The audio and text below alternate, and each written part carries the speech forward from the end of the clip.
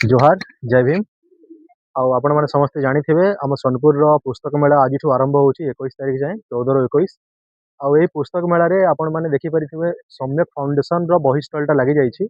आ सम्यक foundation book stall रे आपण मैंने समाज रे सचेतन करने सत्य आधारित जोटा समाज रे आपण लोक मैंने पढ़ा कथा जहाँ साहित्यर वास्तविक रूप ताको नहीं आपण अनेक गुड़ाए बही पाइपर अनेक गुड़ाए लेखा पाइपर आपण आसिक संग्रह करूँ।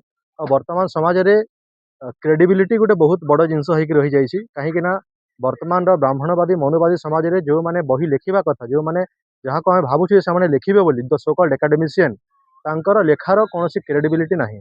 से माने ताहा लिखुचंती जहाँ सरकार द्वारा नियोजित एवं प्रयोजित तांको कलम बंधा से आपण मैंने जिते सम्यक फाउंडेशन स्टॉल विजिट करेंगे आपण मैंने एमती लेखा पाइपर जोटा तृणमूल स्तर रू आसी जोटा कौन सालिस विहीन लेखा जोटा सरकार प्रयोजित लेखा नुह ताकू आपण ये पाइपर एवं आपण बाबा साहेब आंबेडकर को पढ़ी पारे आपण कांशीराम को पढ़ी पारे आपण गेल अम्बेड को पढ़ी पारे वासुदेव सोनानी अखिल नायक आपण तमाम देश विदेश ओडिशा आपण बहुत जगह बहुत लेखकों को पढ़ी पारे जो माने ए समाज परिवर्तन रे जो मानकर भूमिका अच्छी ए देश को गढ़िबारे जो मानकर भूमिका अच्छी आपण से सब जिनस ये पढ़ी पारे।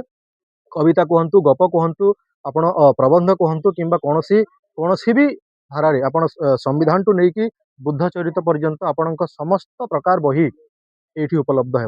आपण निश्चय विजिट करंतु निश्चय परिदर्शन करंतु आमर सम्यक फाउंडेशन स्टॉल मन रखंतु 14 ରୁ 21 पर्यंत सम्यक फाउंडेशन स्टॉल सोनपुर लगे।